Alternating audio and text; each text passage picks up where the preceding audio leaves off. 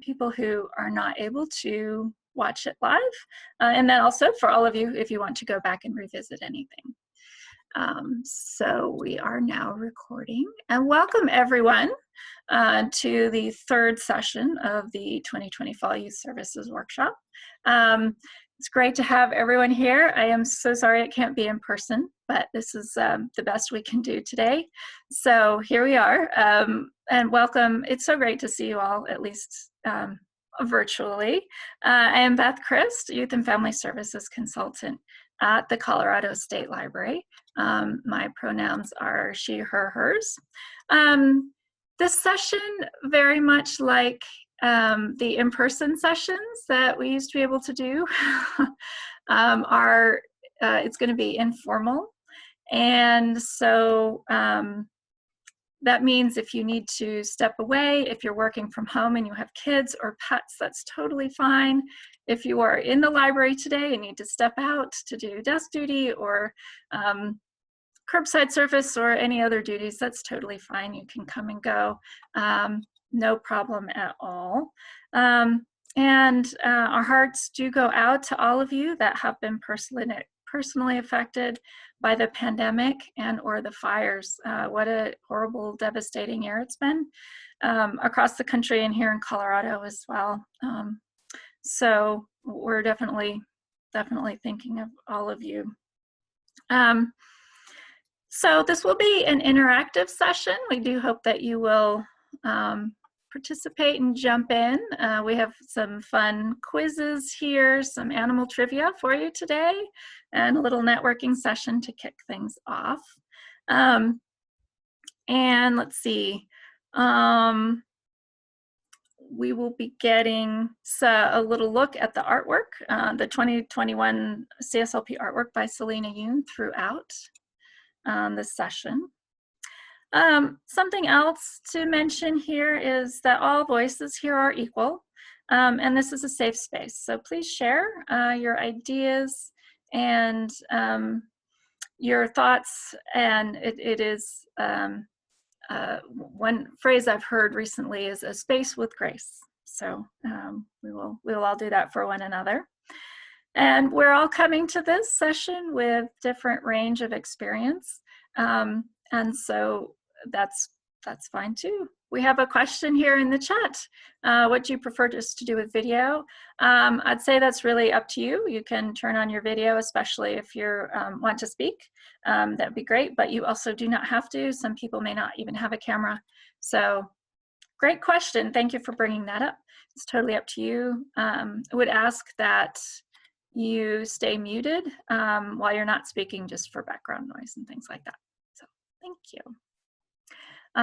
Yeah, everyone, we've had a flurry of people joining on. Welcome to everyone. Please do introduce yourself in the chat there. That would be great. And we will go ahead and get started here. This session is being recorded, so it will be available for future viewing and sharing. And I'm also going to be taking notes during the session, so we'll have notes as well. And then we'll also save this chat too. So, all right. Well, I'm going to start sharing my screen now. Here we go. And let's see. Sorry for the momentary interruption. Here we go. All right, great. So here is, again, this great artwork this year from Selena Yoon. We'll talk more about that in a minute or two. So we're going to try a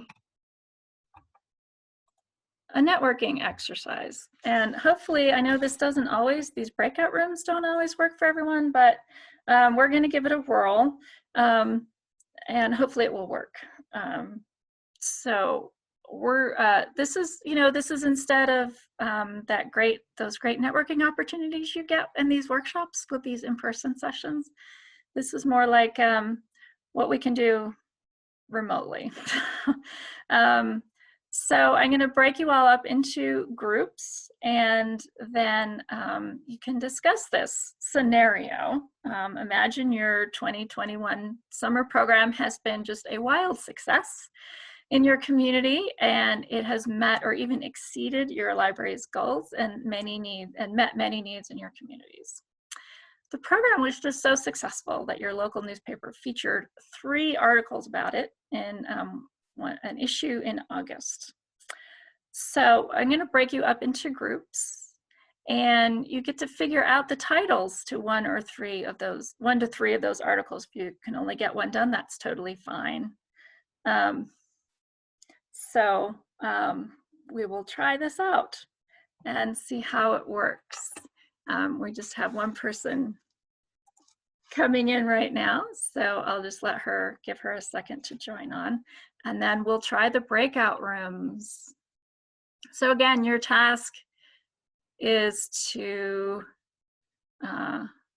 introduce yourselves, first of all, of course, among your group. You'll probably know some people and not know other people, but that's okay. Get to know one another, and then talk about the titles of articles in your newspaper when your summer program has been just wildly successful in August. All right, here we go.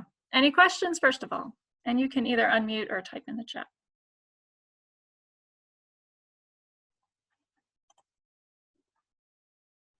Any questions before we move into the chat? Okay, as I put you in the breakout groups, what will happen is you'll see a little pop-up that comes up that says you're moving into room 2, and then just click on that button to say that. And then at the end, I will give you 5 minutes to do this. And then at the end of 5 minutes, you'll get a little notice that there are 60 seconds left, and then you will be returned back to the big room. So hopefully this will work for everyone. Here we go.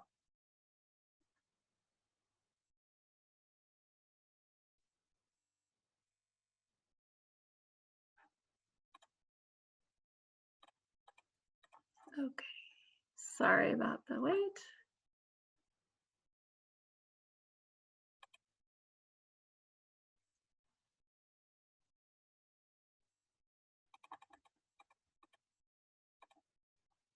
Okay, here we go.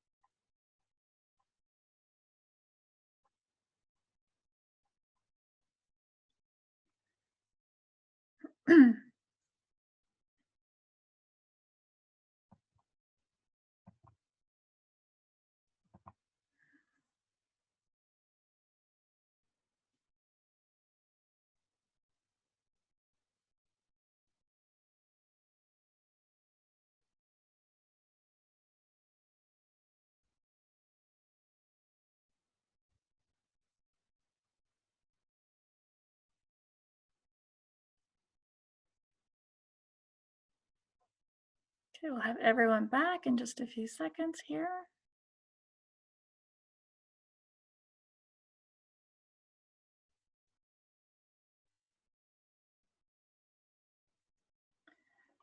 All right.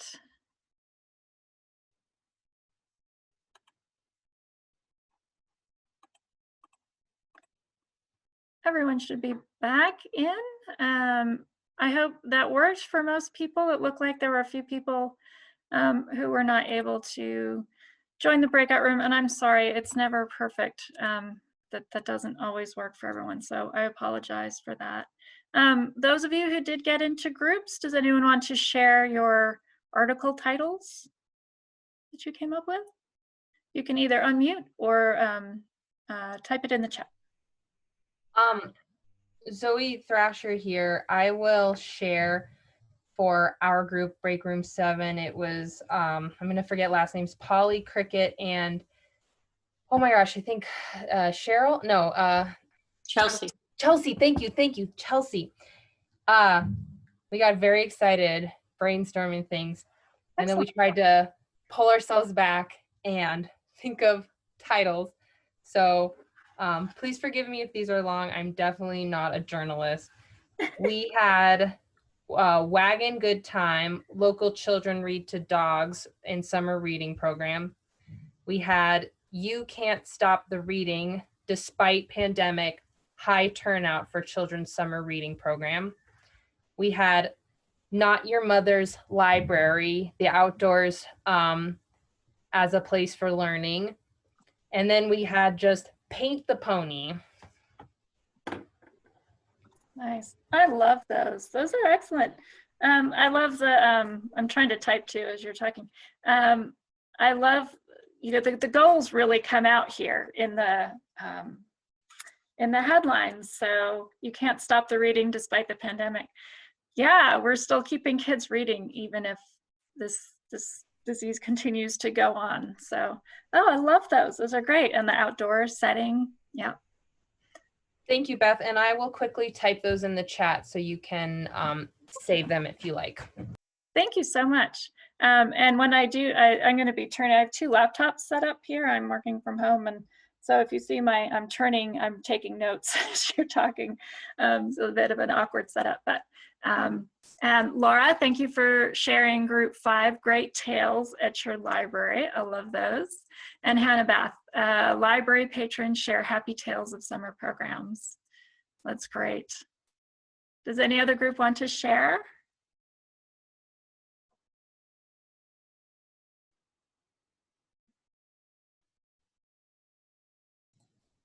Group 2 came up, hi, it's Kathleen. Group 2 came up with Safe and Steady Wins the Race and Wild Success for Local Readers. And then we were playing with something with A Tale of Tales and kind of digressed a little bit because we were excited for assuming that we got to have summer readings. So there's that. Yes, it could just be summer reading happened at the library. And that would actually be a great success story. So thank you for that. Oops, sorry, that was my fault. I'm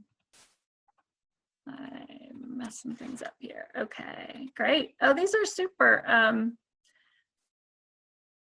Telling the tales / tales. That's a good one. Thanks, Nicole, for sharing that one. And this is great. Oh, library summer reading program was a tail wagging success. So a couple of you used that nice wagging phrase. That's great. Super. Any other groups would like to share? These are fun.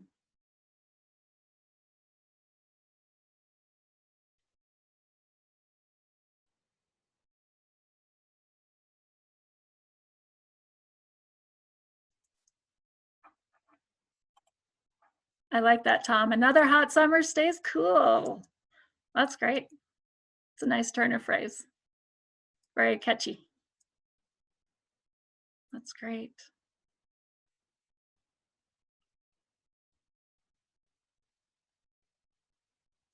So this might be a fun activity to do with your staff, you know, your coworkers at your library, and get everyone on the same page and excited. You seem to be excited, which is wonderful. I know this is we're facing another very uncertain summer, and so to see some enthusiasm and excitement is wonderful. Kathleen adds safe and steady wins the race and wild success for summer reading. Great. Thank you for typing those in too. That helps me out. I've done a similar activity to this where you actually there's you can either do it with a magazine or a newspaper, and you actually design and draw out the whole front page, and it's all about your library's program. So you could even take it to the next step, and that's of course a longer session, but maybe take a half an hour to do that at a staff meeting. That could be fun. So anyway, I hope you found that fun and enjoyable and got a little bit of networking time in with one another. That is what I miss the most about not having these workshops in person. But we're making the best of it. So, all right. Great, well, thank you for that. Wonderful stuff. If you think of any other newspaper titles, newspaper article titles, just type them in at any time. It'd be great to keep them going. All right, so now we're going to kind of move into the heart of this. This session here, this is our third session of the summer workshops, which are normally done in a day. So we're just breaking them up into 4 two-hour sessions. And so this is number 3. And so this one is going to be more about the actual 2021 Tales and Tales program from the Collaborative Summer Library Program, or CSLP. So I'll start out talking a little bit about that. I say this every year, so I'll go quick. This is a almost national, all but 4 states again. We still just can't seem to break those 4 states. All but 4 states belong, and most of the US territories belong to this group too. It's a grassroots organization that plans out the summer program. It started in 1987 when 10 libraries in Minnesota got together and said, hey, why do we all keep creating our own summer program? Wouldn't it be more efficient if we joined forces and just created one that we all share? And so that idea kept growing and growing. And now it's pretty much nationwide. So really great grassroots organization. There are opportunities if you're ever interested in getting involved to serve on one of a number of committees or the board itself. You can also submit ideas for upcoming manuals. They're currently accepting submissions for the 2022 manual. They always work well ahead. So it's always weird because you're in the mindset of the coming year, but they're working so far ahead. So it's a little wonky, but you can do that. I'll be sending out information about the idea submission soon. And you can also subscribe to their e-newsletter at any time, just to kind of keep you up to date on what's going on in CSLP. And so CSLP is the one that creates the manuals. Every year, they contract with the nationally known artist to do all the artwork. And they used to contract with Demco to do the incentives and other items in the catalog that you can purchase, but now they are instead taking that all on their own. So they have a lot more flexibility now in that. It's a lot more work for them, but I think last year was the first year they did it, and I think it worked pretty well.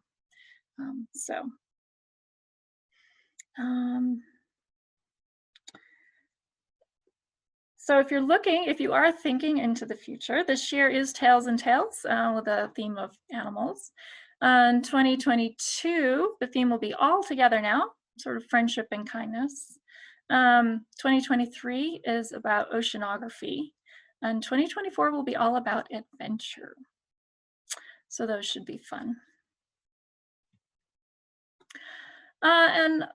What the State Library will provide for you, your library this year, is the CSLP manual. I've sent out the link and sort of log on information to the online manual. If you need that again, let me know. We also do now have in-house the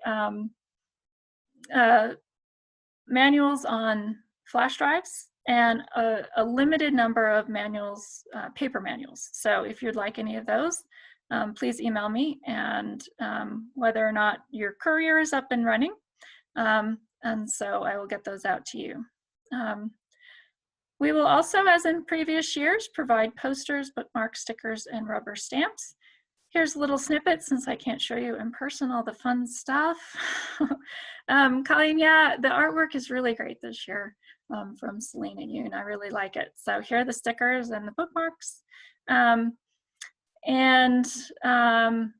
We'll be ordering those. They should arrive in February or March. I'm never quite sure, but I will keep you posted as I know. It's kind of hard when you're doing a bulk order, but we'll get there. So, and I don't have a t-shirt this year to wear. I didn't get any samples, so I'm kind of sad about that. But the catalog is available online, and I also do have catalogs that I can mail you, the paper catalogs too. So if you'd like one of those, let me know. I can get that in the courier to you. So some things that are new, a little bit new to the manual this year, and some of you may have gotten a chance to look at the manual or not, so either way is fine. But I like the bilingual early literacy booklets that are right there in the early literacy sections. Bilingual storytime tips, like one we have here on the right of the slide, just an example. I'm hoping that the downloads to print off and resize are easier to use this year. I'm hoping they are. They're a little more clearer activity categories. So each activity is clearly labeled with categories like STEM, craft, low cost, which is a nice one, and solo librarian friendly. I like that one. Display or passive. Outdoors. So I think it's easy to see at a glance what you can expect from each activity. So hopefully that will be more helpful. And I think there are more coloring sheets this year. Seem like at the very, very end of the manual, they have some like extra coloring sheets, and they're Selena Yoon's artwork. So that's fun, and it's just easy to print off and give to the kids. And they match everything else. Polly, I like that. Hammocks would be a cool prize. And Cricket says they often use Google Images to download the art. Yeah, it's nice they've created an easier format, yeah. And really, again, the manual format is similar to last year when it changed so radically. If you have any feedback about the manual, especially the new layout of it, please let me know. I can pass it along. I'm not terribly involved in CSLP right now, except in the Teen Video Challenge, but I'm always happy to pass along your feedback. They actually really, really want your feedback to continuously improve what they produce, because it's for you. So let me know, please, please, please. Something was hard to use or hard to navigate or just not useful or relevant. Please always let me know. Oh, and so here's a little bit more about the artist, Selena Yoon. So here, and what's nice about the way they're doing the artwork now, it used to be that they had three different artists, one that created the kids' artwork, another teen, and another adult. And so now they're just having one artist create all of the artwork, so it's a lot more interchangeable. But you can see here, this is what they have sort of designated as the young kids, teens, and adult artwork, or at least the the slogans are like that, but again, they're totally interchangeable. So just some examples. I was going to read a little bit about Selena Yoon, an award-winning author and illustrator of over 150 books for children, including Penguin in Pinecone, Penguin on Vacation, Penguin in Love, Found, and Stormy Night. She was born in Korea in 1972 and moved with her parents and sisters to the US at age 4. And she has a degree from the Art Center College of Design in Pasadena with a major in illustration.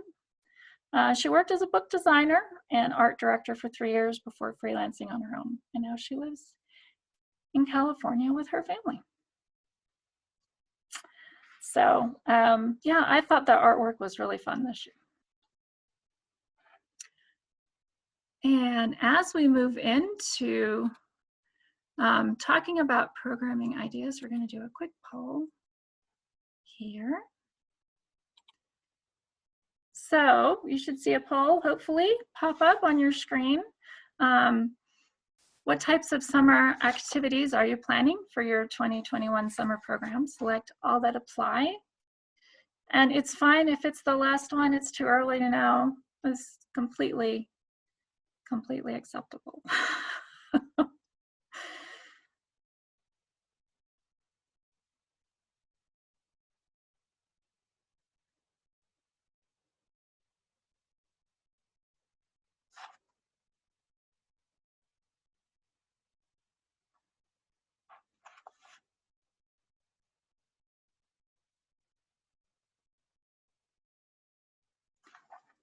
Okay, it looks like most everyone has taken the poll. So I will share the results out. So Take and Makes were clearly a hit during the pandemic. So there'll be a lot more Take and Makes, and we'll talk a lot about Take and Makes today. Outdoor programs, virtual programs, also very popular. And it's too early to know, right? It is. It's only November and there's so much uncertainty before summer. So I totally get that. Yeah, Take and Makes have been really appreciated by patrons. That's great to hear.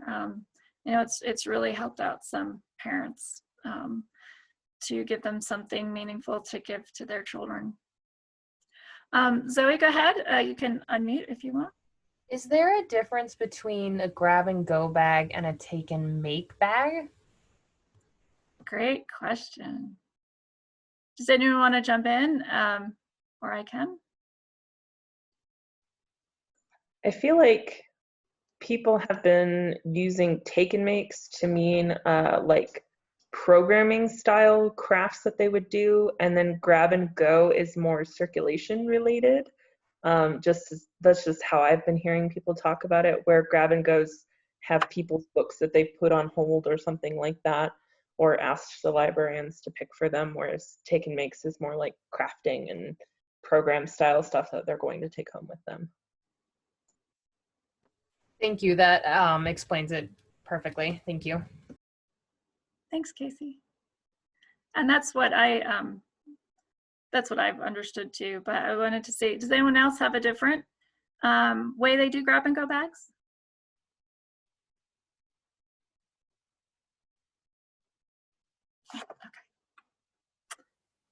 This is Ruth from Boulder Public Library. So sometimes we'll hire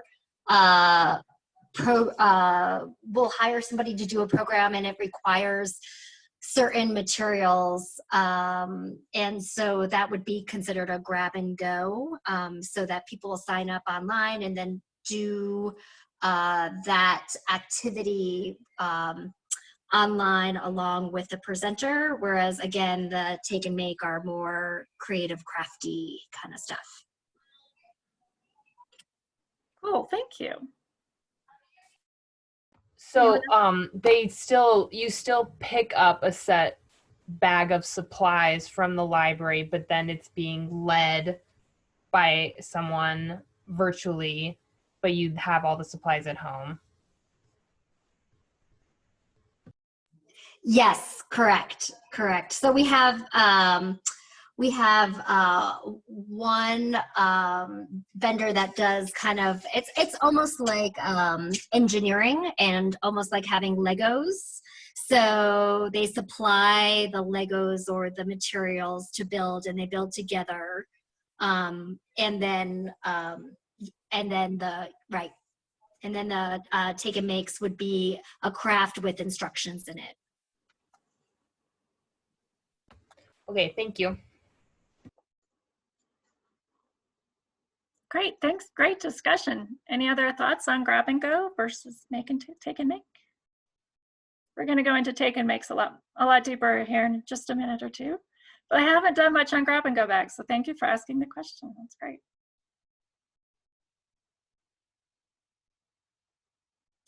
Okay, and I love the discussion about the adult take and makes. It's super. It's exciting. Nice. Okay, so we're going to do a little bit of animal trivia along the way. Again, it's something you might do for your patrons of any age. You can certainly tailor the questions, the difficulty of the questions for the age group. So if any of you have thoughts on this, you can just type them in the chat. What is a group of rabbits called?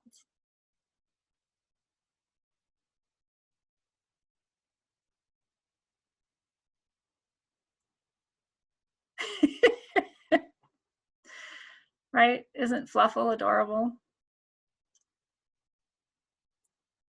Zoe, yes, that is correct about the bucks and the does. So several of you have said Warren, and so I looked it up, and that's more like the area where the rabbits live rather than the group itself. Great, we have a lot of great guesses. It's actually all of the above is correct. It kind of depends on where you live. So the sweetest one, of course, is Fluffle. That is a term common in Canada.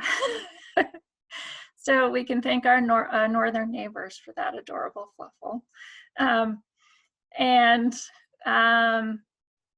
Yeah, right, so polite. Definitely. But all of these are correct terminology to use. So it really does, it's sort of a regional thing. But all of them you can get away with and they'll be correct. But a warren does refer more, because I thought of warren too, but that does more refer to the area where they live rather than the group of rabbits itself. All right, thank you. I thought that was a fun one. We've got a couple more coming up later, but animal trivia is a great one to do with your patrons. All right, so we're going to talk about starting with animal themed in-library or virtual programs. Love your comments about the rabbits. So here are some options.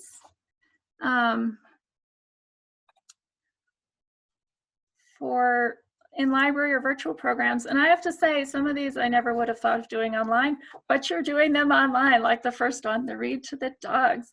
There are several libraries who have taken this on as a virtual program, and it's working. So that can be done. The animal trivia, we just did a little bit of that. A lot of you are doing trivia programs of all sorts during the pandemics, virtual trivia. So I know that's popular. One about how to choose a pet or pet care, maybe with a veterinarian or some sort of the SPCA, something like that might be a good partner for that one.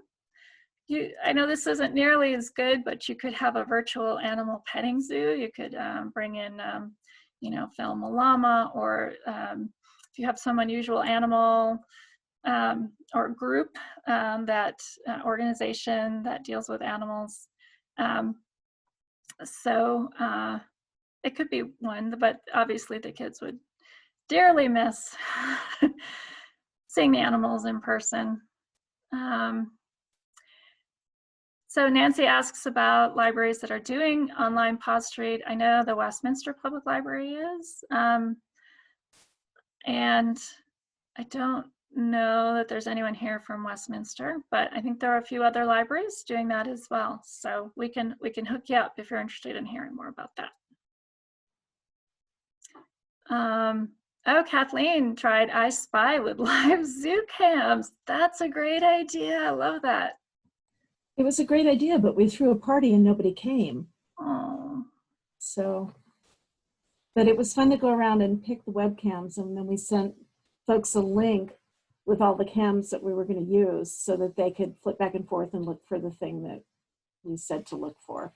And yeah, it was a good idea, but our online programming at that point was not happening. So. Yeah, I've heard around the state it's been up and down. Great attendance at some point, and then it really drops off. So it's not just you. It's gone on a lot. Casey mentioned. Hard not to take it personally. No. Don't take it personally at all. It is a great idea. I think it's worth trying again. Yep. Casey mentions Nature's Educator. Nature's Educators, that sounds great. And Casey, is that free, or where are they based? How can we get? I'm not normally the one who books them, so I can't tell you where they're based. They do come to Colorado though, and they're great. They have a number of animals. Some of them are exotic. I know one year they brought us a python, and then one last year, as in 2019, they brought us bioluminescent animals because we were doing space, so they could glow in the dark. But yeah, they have so many cool animals, and I think that would actually almost work better as a virtual program, because then you'd have parents going, no, they have snakes, we're not going in that room, because they're just watching it on a screen. Oh, thank you, Kimberly. Kimberly says that they charge about $125. But I do know that that could be something where we could work out a deal with them as multiple libraries, because I know they when they were coming up the Western Slope, if they could get multiple gigs, the price went down. So cool. Food for thought. Well, thank you. It sounds like they're quite popular. Several of you have used them. Thank you, Becca, also for typing in the link. Kimberly did them virtually too. Super. So definitely write down Nature's Educators, and thank you. I did not know about them, so that's excellent. We have a stuffed animal zoo. So much fun. And Chelsea mentions that most of these can be adapted to outdoor programs, which is great. I love that too. Yes, you're absolutely right. Why not? Easy to socially distance people. The chat's going so fast, it's hard for me to keep up. All right, great. A nature hike. Yes, that could be done virtually. I like that, definitely. The scat tracks and bone identification, I've been to a program with the state parks folks who did that. So they're definitely a great partner in all of this.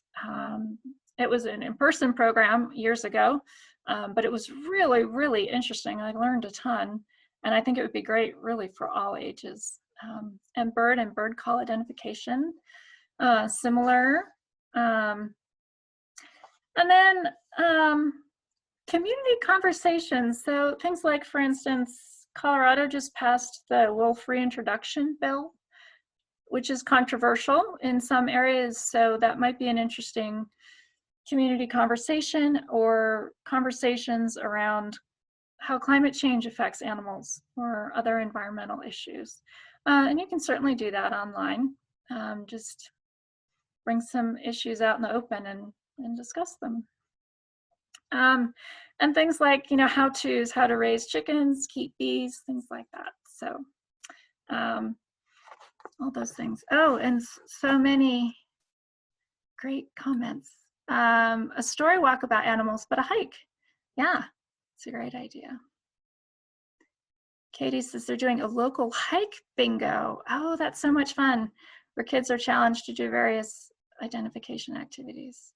And then, nice. Oh, I love that. That's great.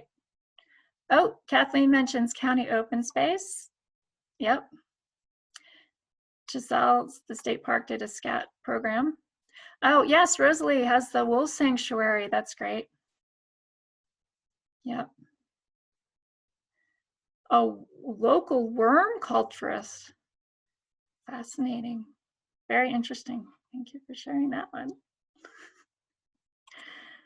All right. And now for more here. Some other ideas. Creating and coding an animation could be done in person or online. Animal, anime, and manga, popular with the teens, of course.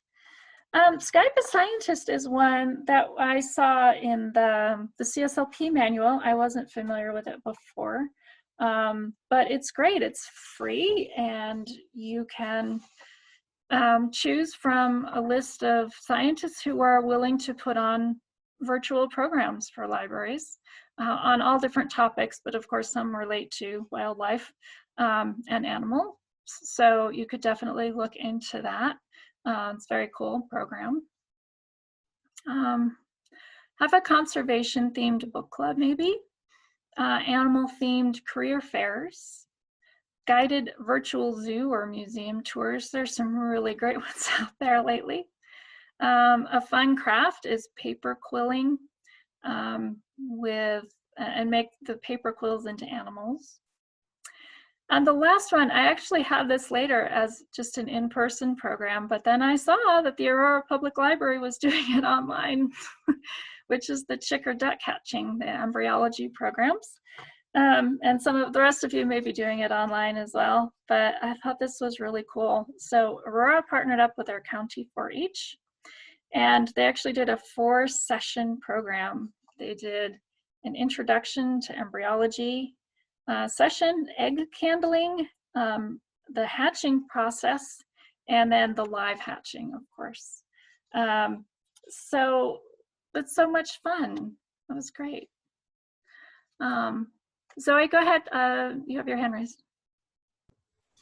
It may be because I am unimaginative, but can you expand on the animal-themed career fair? Oh, sure. Thank you. So that could be anything, like you could have different professionals talk about being a veterinarian or a zookeeper, or vet tech, a wildlife manager, a zoologist. Thank you. Thank you, Casey. Any profession that works with animals. You could have a panel of professionals, and they each talk for, or wildlife rehab. Thank you. A professor. Talk service dog trainer. Thank you. You're just going on now. A farmer, a rancher. Talk for a few minutes, maybe 10 minutes, on what their profession is like, what requirements there are. Horse trainer. Great. This is great. Thank you for filling in my that makes way more sense. My silly brain was like, you mean what animal I would want to be when I grow up? Like as a kid, I'm thinking when you used to play like as horses or dogs with your friends, and like that's where I was like, oh, that'd be fun, but what? Career? Fun too, Zoe. But no, it's a great question. Thank you. And thank you everyone for filling in. My brain just didn't go the places yours did. So thank you for that. That's super. Tom mentions his officers from the K9 unit. That's great. That's great. That's super. Thank you for filling in all the blanks. Excellent. All right.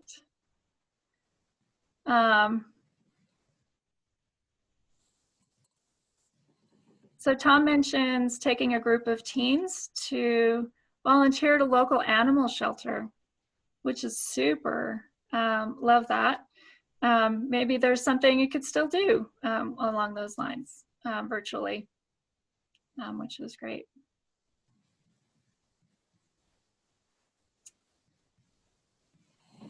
Oh, so we have a couple of folks here who have backgrounds in animal science of different kinds. This is super. Wow, that's great. Nice.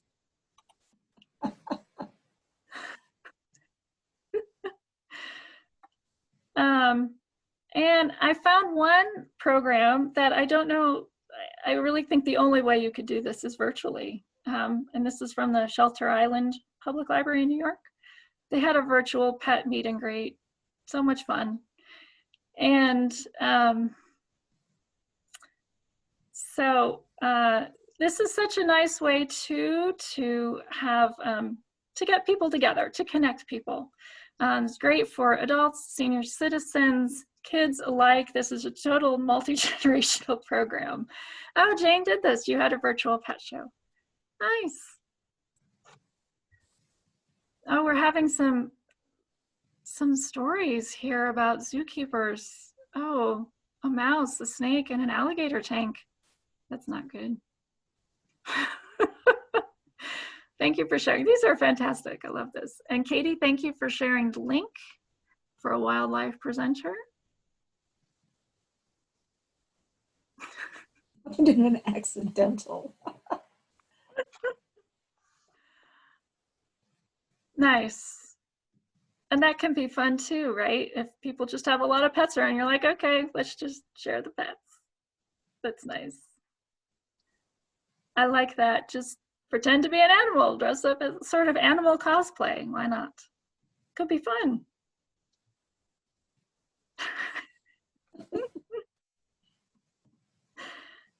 Yes, Polly, we want the book. It's hilarious. Okay, speaking of show and tell, if anyone brought an animal-themed show and tell that they'd like to show and tell, this is time to bring them out. I can stop sharing my screen. Oops. Here. All right. So if anyone would like to jump in and show us your animal make and take, does anyone have one to share?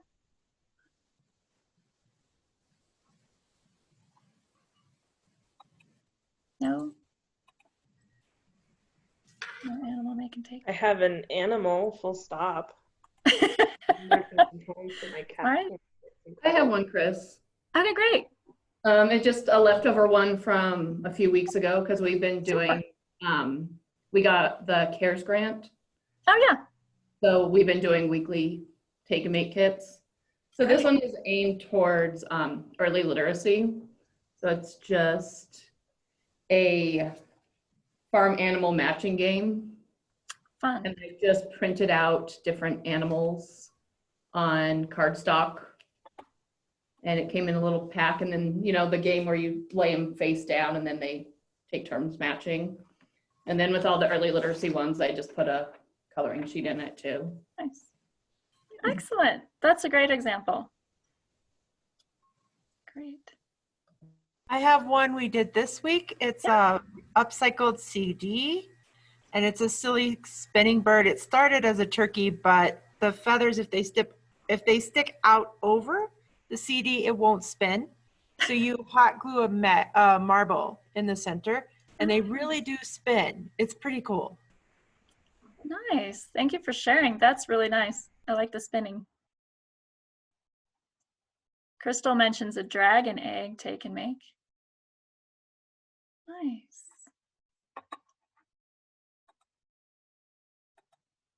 Any other take and make show and tells? That one, Beth. This is actually, it's our November one for our our junior age group. It's Thanksgiving themed, but of course Thanksgiving and turkeys. So this is our little turkey, yarn, ribbon. I mean, all the basics, but yarn, ribbon, clothespins. So he does stand up. Oh, nice. I like the stand up. Yeah, and then everyone is different because it's ribbon, and we actually also substituted scrapbook paper, so it's all multicolored. So you can make the loops with that as well. Nice. Great.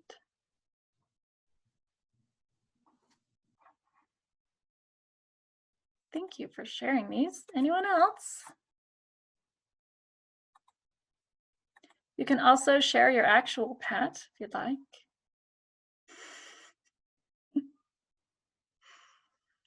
Oh, and Stephanie asks if anyone has any Christmas take and makes yet. No, not yet.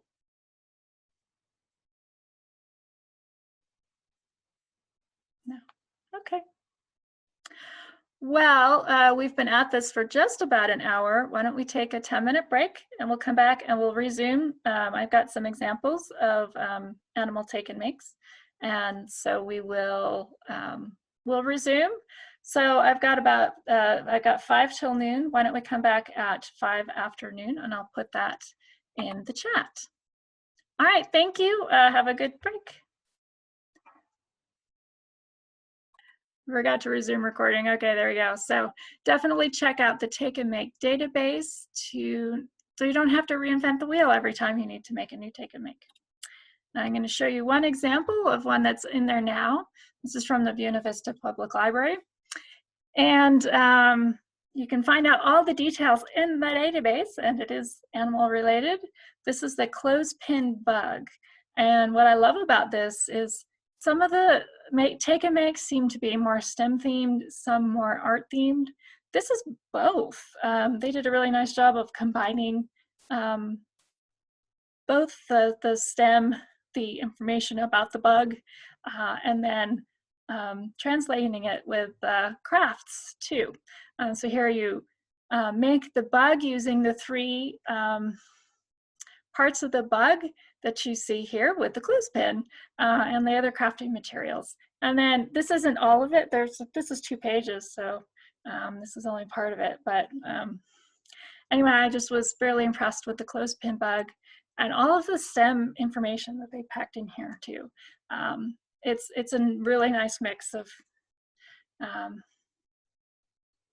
the STEM and the art together. And we will get the link posted here. So here are some more examples of animal themed take and makes. Thank you, Casey. Animal origami, the CSLP manual has some great examples of this, and that's such an easy take and make to do. And they have everything laid out so you can just print out the little shapes or print out the templates there with some origami paper and put it in for a take and make. Really easy to adapt. In the manual, it doesn't say take and make, but it's super easy to adapt to that. And they have them in little bookmarks, so you can see the photo on the right. Book art, I love the example here of these little book hedgehogs. They're adorable. So that could be a take and make. Great for adults. You were talking about adult take and makes earlier. Nature journaling, really great for any age. Patrons could write about write about the wildlife they see, take observations. They could draw birds or wildlife that they see. So that's a nice one. I'd never seen this one, the paint by sticker, and they specifically said this was an adult take and make. So they give you the animal, and then you paint with stickers. So I thought that was kind of clever and another good idea for adults. And really do look to the manual. There are a lot of activities in the manual that can easily be transferred to take and makes. The manual really is, again, designed to be in person, like they wrote it to be in-person programming, but a lot of it's really easily adaptable, including to take and makes. So, and here are just a few more. This is from the Shelter Island Public Library again. They have a take and make on the animal food chain. And create your very own mini ecosystem. for ages 6 through 12. So that's a nice idea. And then I like this 3D animals from the Framingham Public Library, Massachusetts. So they give you little puzzles that you can put together to make your 3D animals. Those are kind of fun as well. Yeah, thanks, Casey. Okay, so we have more trivia time. What is the Colorado state insect? The butterfly. Hair streak butterfly. Any other guesses? 4th grade science.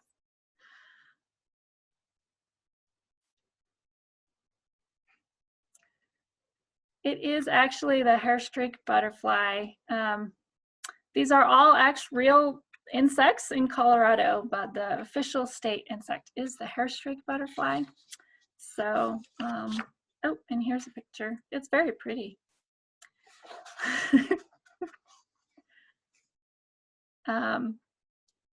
So yeah, again, animal trivia is really easy. All right. So I know a lot of you this year did a lot of at-home challenges. So these were things you either gave online often or through your social media. But there were little prompts to get families and kids engaged while they're stuck at home over the summer. And so here's some of those things that you could start as a Facebook program or an online program of some kind, or even as a take and make. Sometimes some of them would translate to that, but some challenges that they could do at home. So fiction writing is a fun one, and actually the manual has a lovely example of this for teens, where they actually they have a lot of prompts, and the teens can really plan out a character in a fictional story that's an animal. The way they've set it up is really good, so I would check that out if you're interested in a teen writing program. But certainly any kind of short stories around animals, and including illustrating,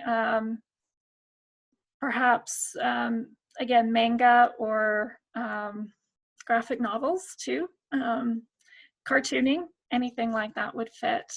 And then they could share with the library. We could put things online to share with others.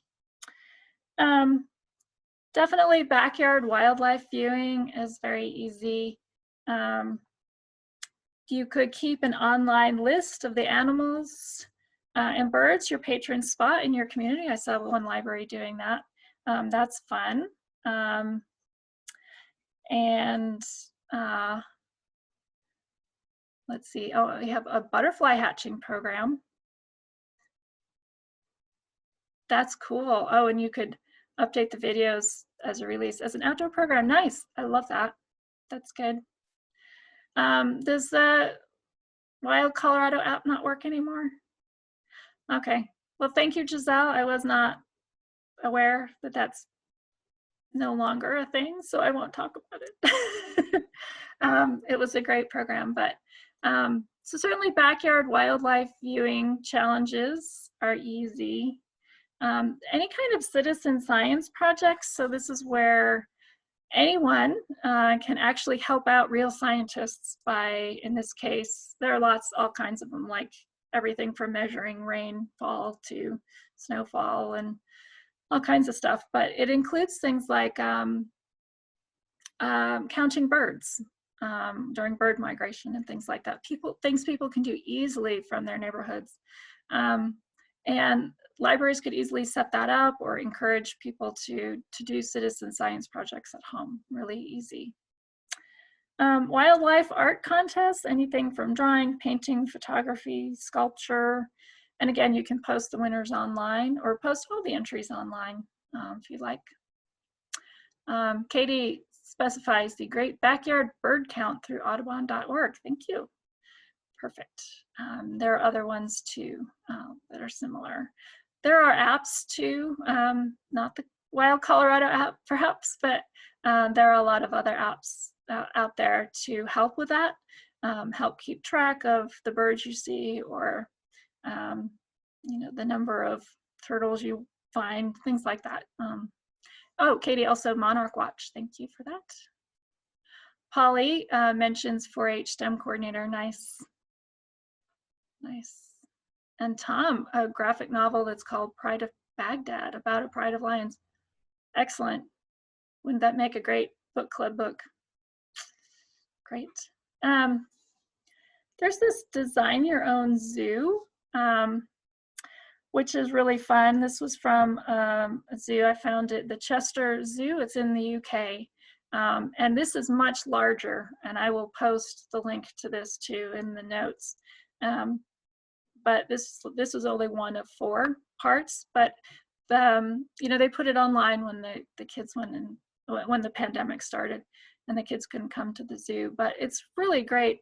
Lets the kids design their whole zoo and what animals that have and what they need to think about for the habitat. So that was really nicely done. And a lot of you are doing nature or wildlife scavenger hunts already, or bingo games. And you can easily do those around animals, of course.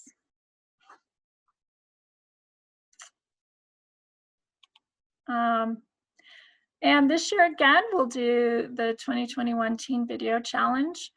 We don't have that up on the website yet, but it will operate the same way it did this year, where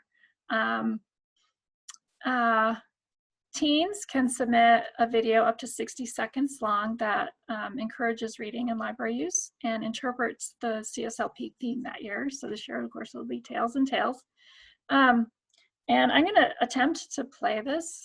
I don't know if it will work. We'll give it a whirl. There are 5 national winners now every year. And this year there were also a couple of honorable mentions. So this was my personal favorite. So we're going to see if it works.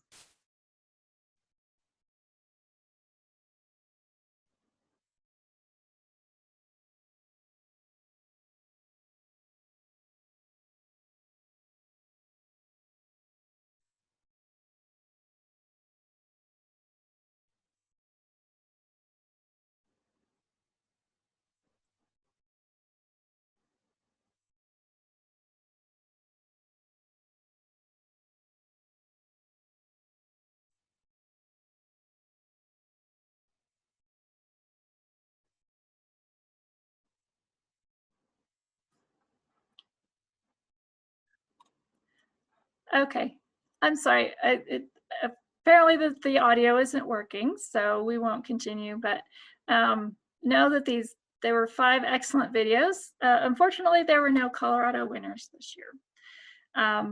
But the 5 winners were great. And so next year too, the 5 winners will get, teens will get a $200 cash prize. So it's something really easy to promote.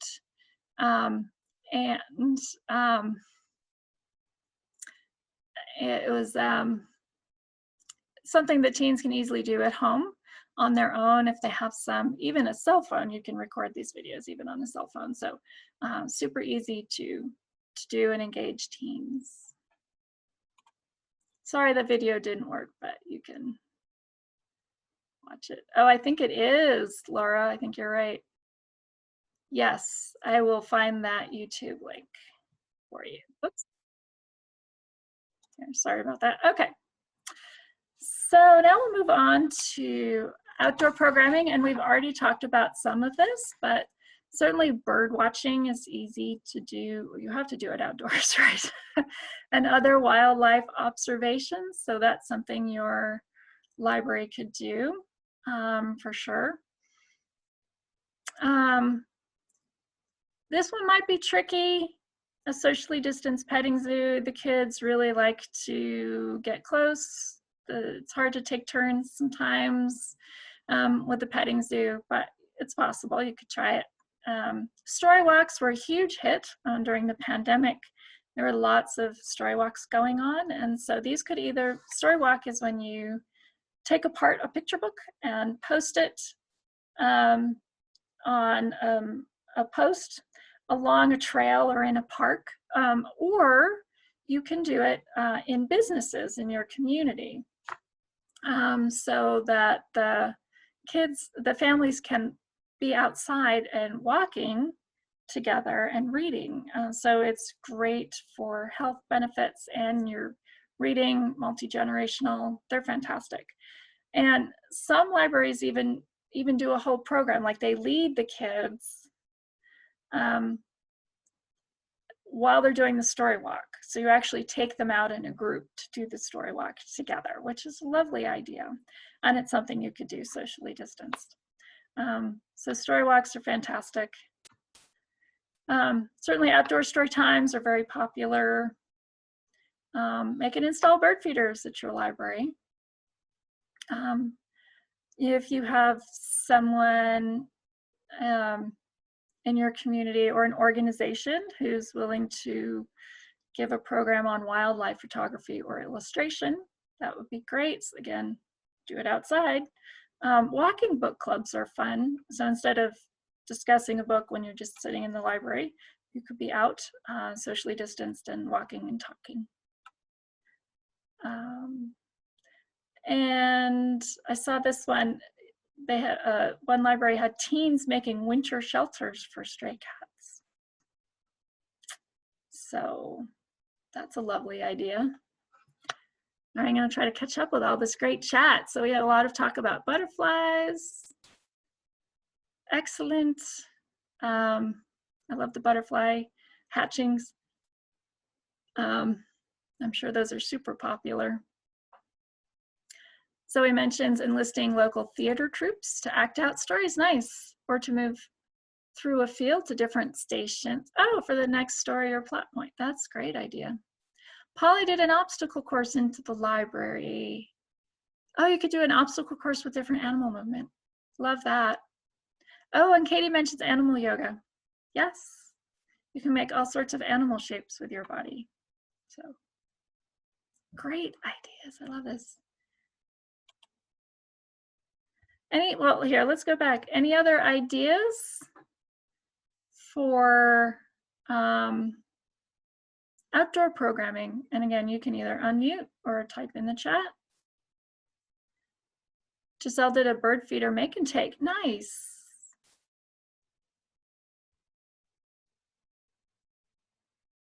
I like the bird feeder make and take. What else for outdoor programming?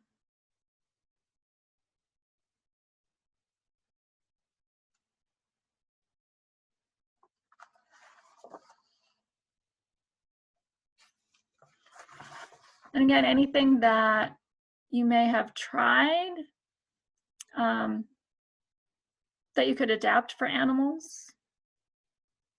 Llama hikes, fun. I like that. That would be tons of fun.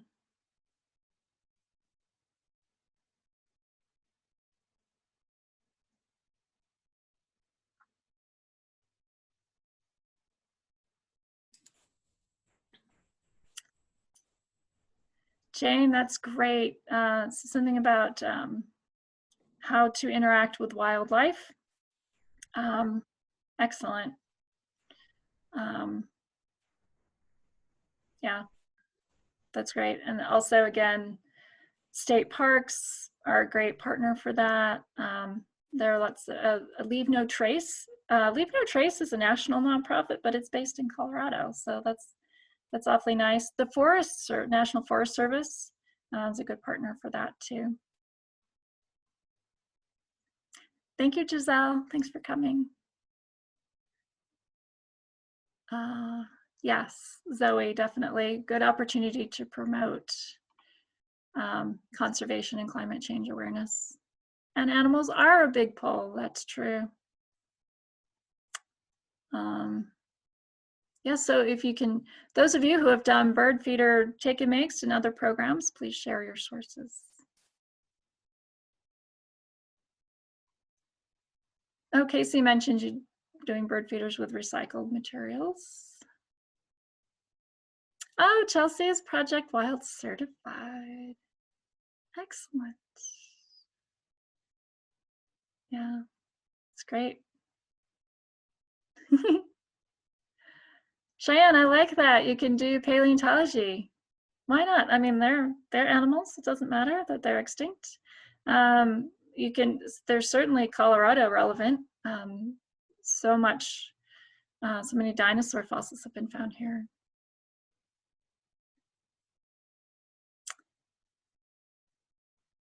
So we have paper tube bird feeders. Casey used milk jugs. Lots of options. And yeah, I like that trying to get donations from something like Home Depot or your local hardware store, perhaps for materials, along with using recycled materials.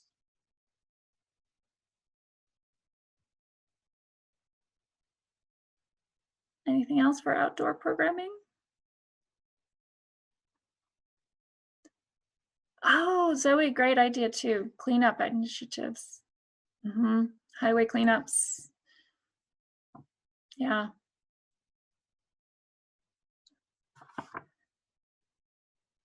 Cricket, I think some of them are, but probably not all of them. Oh, Casey, recycled bird baths. I like that too. Nice. Yeah. Oh, that's great.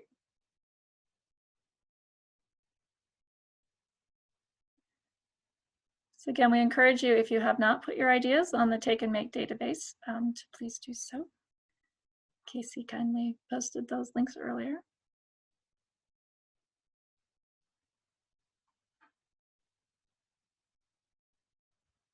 Oh, Zoe, programs with ski patrol dogs. Excellent. Oh, birdhouses from Gorge, Cheyenne. I like that. Oh, and kids could decorate them. Nice.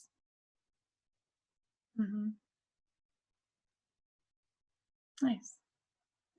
And another great outdoor program, it's not animal related, although you could decorate it in an animal theme, are the little free libraries, which are always great outdoor program. Oh, sled dogs, yeah. Avalanche patrol dogs, great. Great ideas.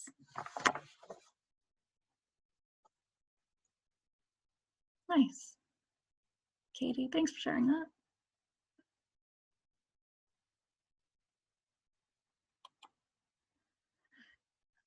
And so I didn't have too many ideas, but maybe you do, on other types of remote programming. We had a lot of interest early in the pandemic with the Phone a Story programs, which is where people can call in to a number that the library provides, just a phone number, and hear a recording. And it usually started with picture books for kids, but then it's really expanded. So now some libraries are doing programs where you can call in and they have the picture books recorded in 7 different languages, or they do poetry for adults. Jeffco and some other libraries are doing the Dial a Meditation program. And of course, what's great about these is that all you need is a phone. So anyone with even a landline can participate. You're not, so you're including everyone, even on both sides of the digital divide. Very accessible. So you could just do that with animal themes this summer. So that's a good one. And we did with Denver Public Library earlier in the pandemic, a webinar on how to do the Phone a Story program. So I will also post that in the notes. Some of you are doing radio shows with your local radio stations, which is fantastic. So you could do local animal themed stories, perhaps interview a veterinarian or someone who raises service dogs, trains them, or gosh, anything. We had the whole list going before of for the career fair. We could do the same thing with a radio show and just interviewing different people. And again, over the radio, you could give people those at-home challenges to do. And again, it's a great way to reach people who may not have internet access, a computer, knowledge to use some of our virtual programs, things like that. Same with the animal-themed bingo games in newspapers, utility bills, or school newsletters. A lot of you did this for 2020. And again, it's just a great way to get it out there. So many bingo games, you could easily make those sort of animal-themed. Do you have any other ways to reach people? Oh, here, Becca mentions they're very interested in oral histories, interviewing old folks and recording histories. Excellent. That's a great idea. I love that. Rosalie, sure. And if anyone has done this, actually jump in. I can get started. So particularly in rural areas, but maybe elsewhere too, you can, libraries often will be able to put an insert into utility bills. And so you could just include a bingo game or a reading log.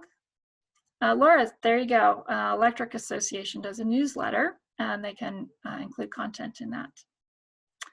And Kathleen mentions other outreach possibilities, sending things with lunch delivery, food bank programs. Also excellent ways to deliver this content, programming content in a really accessible way.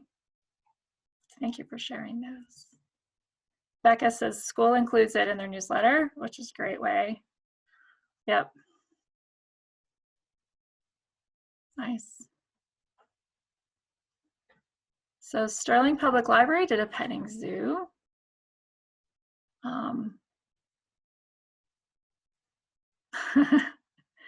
That's great. The kids got to experience the farm. 4-H kids receive credit for community service. Nice. Yeah, that could absolutely be adapted to social distancing. Great, thank you for that super example. It's wonderful.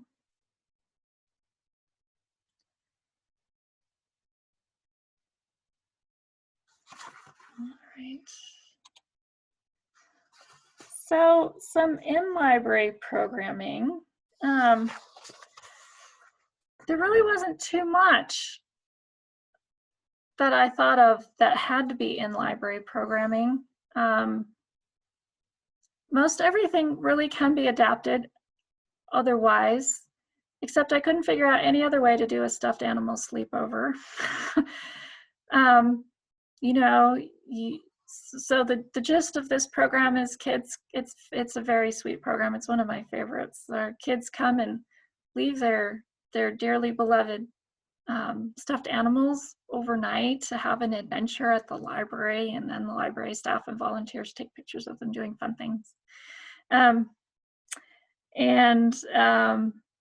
It's very dear. So this is from the Lyons Public Library, some of the photos that they took of their stuffed animal hijinks overnight.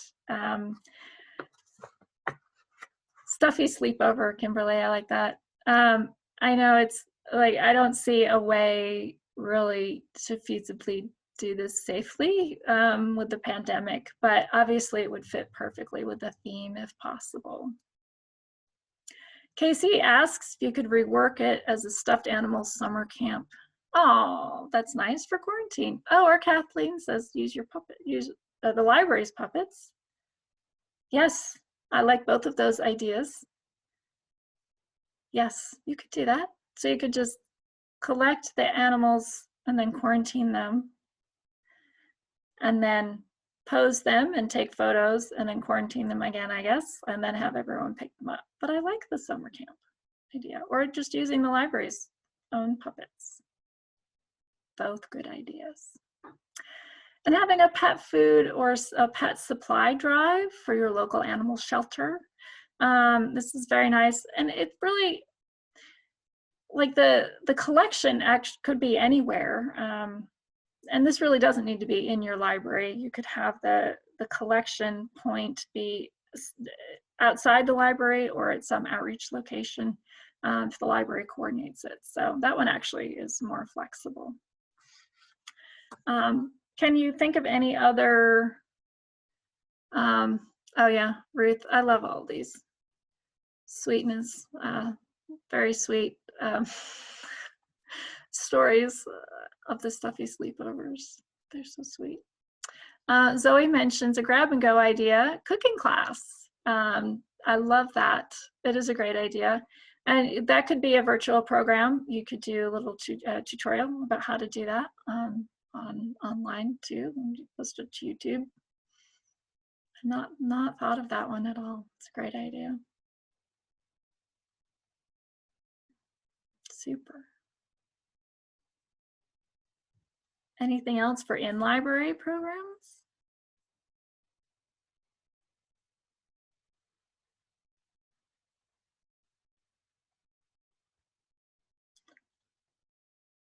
A virtual craft.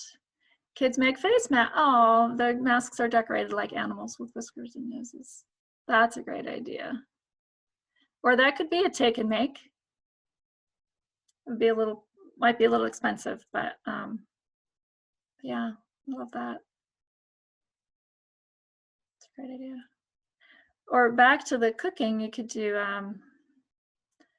virtual program on decorating cookies to look like animals. So you could do the different shapes and how to decorate them.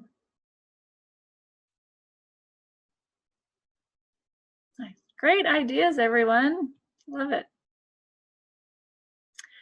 And here's some ideas if you wanted to circulate. Of course, everyone has the, all the libraries have the Check Out Colorado State Parks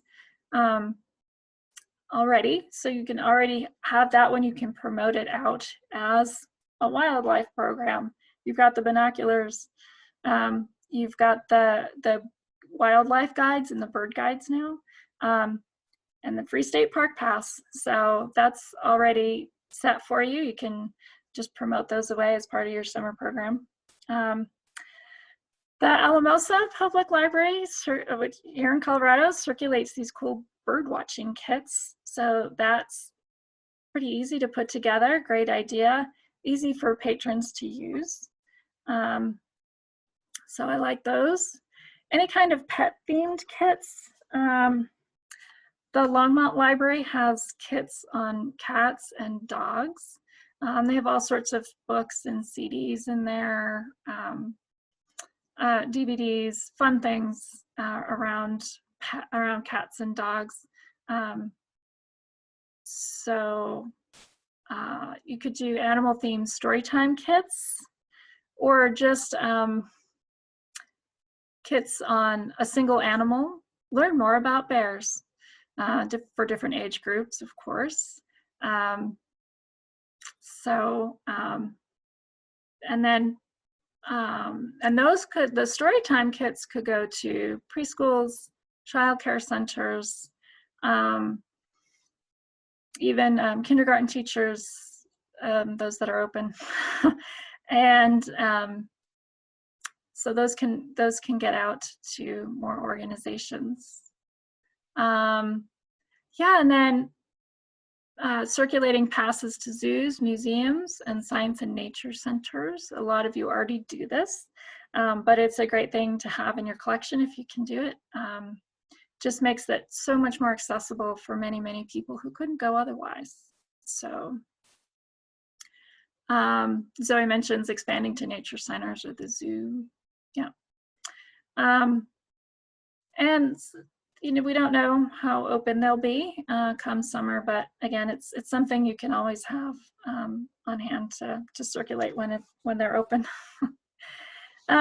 I've found some animal-themed STEM kits, including this one pictured here from the Ethelbert Crawford Public Library in New York.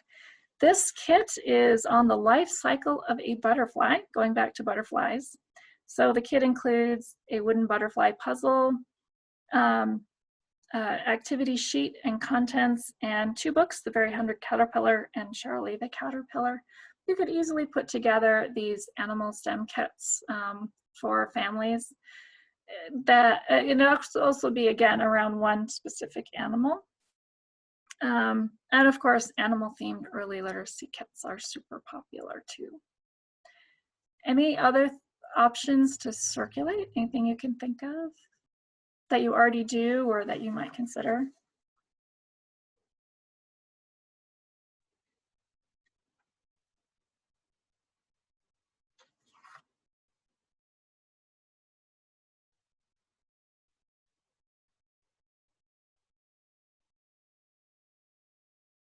Okay, well, if you think of anything else, type it in the chat.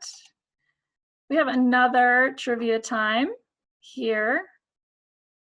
Which of these animals were thought to be extinct twice within the last 100 years in Colorado? Type your thought in the chat.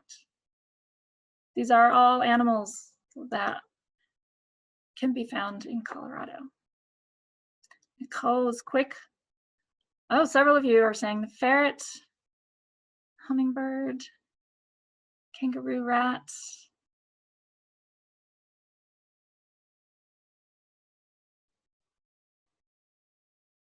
Okay, so we have lots of ideas. It is actually the black-footed ferret. This animal has been thought to have been extinct, like it says, twice. But both times it's come back, and right now it's doing a little better. Yeah, they're adorable, right? And so the Colorado Parks and Wildlife have actually been involved in repopulating some of Colorado's ferret population lately, and they're doing well. So they're still, you know, they're not plentiful, but they're doing a lot better. Yeah. Becca talks about the prairie dogs. We have so many prairie dogs in my neighborhood. They're everywhere. So yes, it's a good thing. All right, so talk a little bit about partners. We've talked about some of these already here, but 4-H, also the Future Farmers of America, if you have one of those organizations in your community. State, local, and national parks and forests. Any kind of organizations that provide animal therapy. Service animal organizations. They can also be great partners with the Reading to the Dogs program. Animal shelters. Any equestrian programs you might have. Wildlife refuges, conservation centers. There are several of these. Someone mentioned the Wolf Conservation Center earlier, but there are several of these in Colorado. And I've got some more. Veterinarians,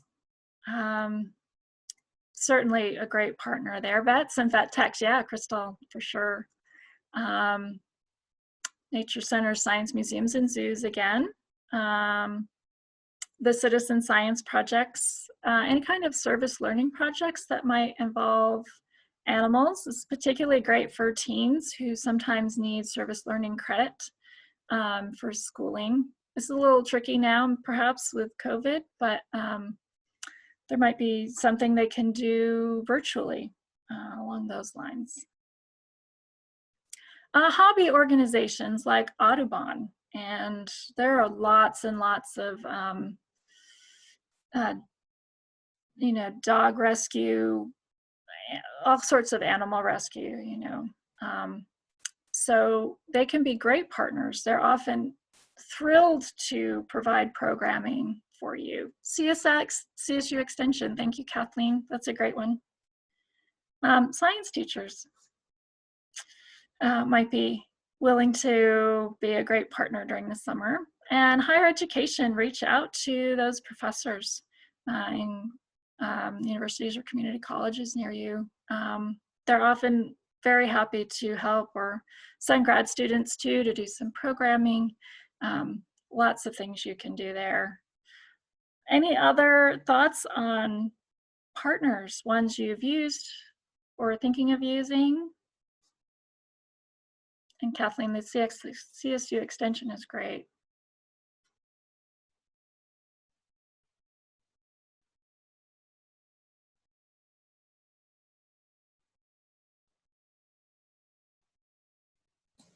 One of our librarians also works in a classroom farm, or a farm classroom, and I don't think they'll be able to do their summer camps. So I'm wondering if they'd be willing to do something online for us.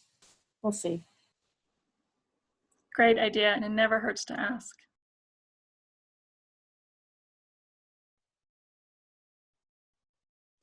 And this is Ruth. I'm sorry, my video is not working, but one thing to remember is that if you're doing it virtual, that it's always great to promote local, but you can think big, and maybe somebody across the country who is able to do a great program at their horse farm in Kentucky or whatever. So it kind of the virtual aspect allows you to kind of expand the possibilities too. Thank you, Ruth, for finding the silver lining in this. It's not easy to do, but yes, right? This makes it a lot easier. You can actually bring in people from across the country to do a program for you that never would have been possible before. So thank you for pointing that out and finding the silver lining. Cricket does a science camp that's been hosted by a volunteer professor. That's wonderful. Great example. What other partners?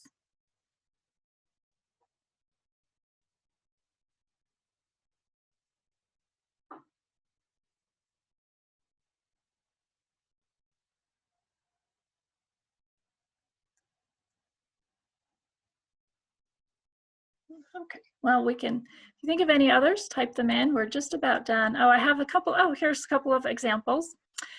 So this is just such a lovely way of partnering with organizations. This is from the one on the left, Basalt Regional Library right here in Colorado. This was a gingerbread house competition and ugly sweater party, which is great fun to begin with. But they ask patrons to bring a donation for Colorado Animal Rescue for a chance to win the grand prize. So I thought that was a really nice partnership and way to support their local animal nonprofits. And this library in Mississippi on the right really promoted out adopting a pet from their local animal shelter during Library Card Sign-Up Month. And so they had a series of these great promotional pieces, all of which feature both getting a library card and adopting a pet. So it's a little quirky, but what a great partnership, what a great cross promotion that is. So think outside the box too, and somewhat unusual ways to support animal organizations. All right, so this is the last piece, which is just a quick bit on incentives here. You could consider this summer, and some libraries have been doing this already, having the kids either opt into this or just doing this for everyone, which is in lieu of giving incentives to individual kids, you donate what the incentives would have cost to an animal shelter. Usually this has to be done through a friends group for the donation to a nonprofit, but it's really fun. The kids love it.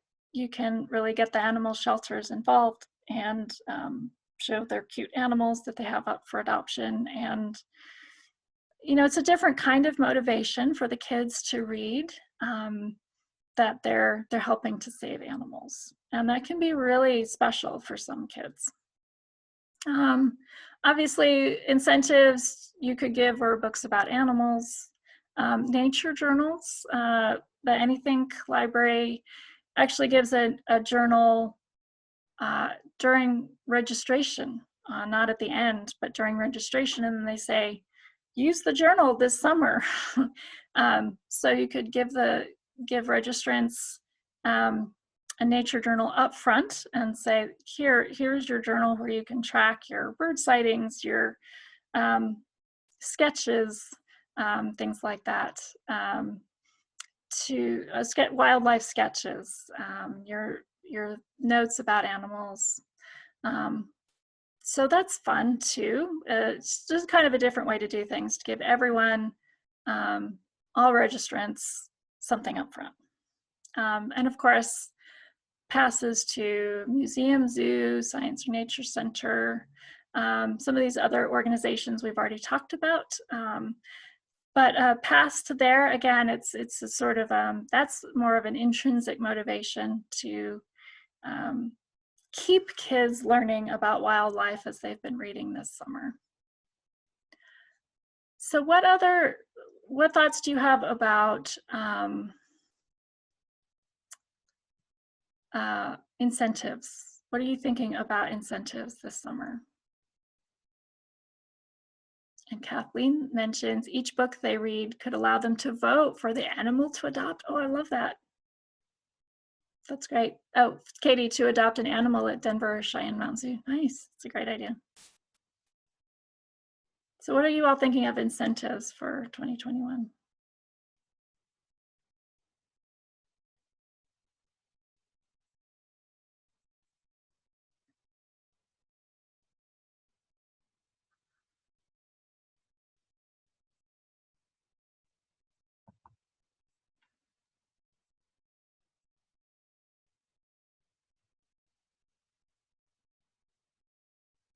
Cricket mentions supporting local shops. That's great. It's so important right now. They're struggling greatly. So anything you can do to support local is absolutely wonderful. That's fantastic. Chelsea mentions being more meaningful, donations or passes instead of stuff. Mm-hmm.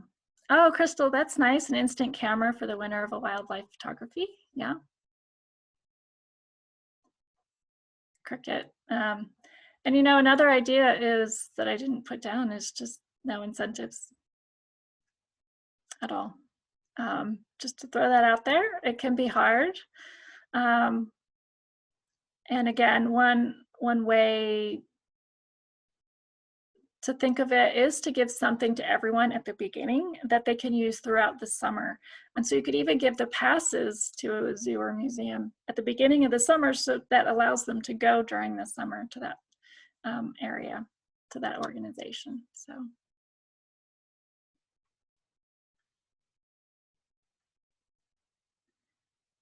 And Zoe mentions promote conservation, plastic reduction. Yeah, right. It's something that the experiential or the donations provide. Yeah.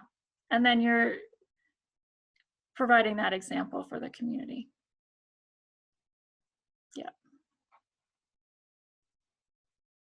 It's great.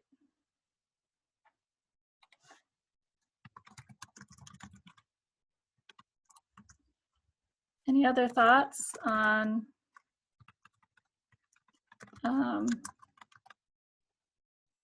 that? Incentives?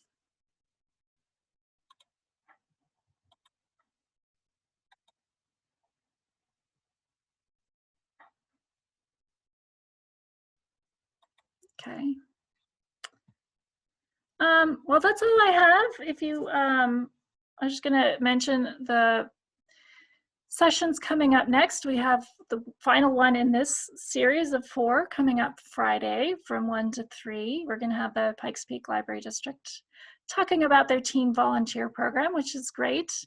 And also a new summer learning special interest group, which is exciting. And we'll have, should have time for some more about animals. So this session today obviously was organized more around types of activities. But on Friday, I wanted to touch more specifically on age groups, activities for certain age groups. So we'll try that on Friday and wrap up this series. But we have plenty more coming. We have one scheduled December 3rd from 4 to 5. And this is a K-12 public librarian virtual meetup. Just talking about ways we can support one another, which is great. And then December 10th at noon, we have more of a formal webinar, but interactive webinar on outdoor programming. And we will have plenty more to come. I know there are a lot of needs and interests still out there unaddressed. So we'll try to get to a lot more. Keep it coming. Please let me know what either meetings or more formal trainings that you need and want, and we'll see what we can do. But please reach out to me anytime and say, I really need such and such. I don't know how to do, or I need ideas for, and we'll try to get you connected. Any final words on anything to do with animal programming? Oh, great. I'm glad, Laura, you have 5 pages of notes. Thank you all. You have shared so many amazing ideas. It's been great. I do have one more slide, and I need to post this in here. Let's see, I will post this in the chat box as well. Thank you for all of your contributions today. It really has been amazing. Sorry, I'm not sure I can get to 8 pages of ideas for Crystal. Oh yes, I will post. It's been hard for me to get all of the links and stuff together. I promise to post everything up in one place. I'll have notes from this meeting and the other 3 up, along with these slides, as well as the link to the recordings for all 4 sessions. So hopefully by the end of the week, I'll have that all together, and I'll send out the link on our usual listservs, the SysLib and the See Y'all listserv. So please let me know what you need. Thank you all so much. Hope to see you Friday, but if not, be well out there and be safe. And I hope to see you soon.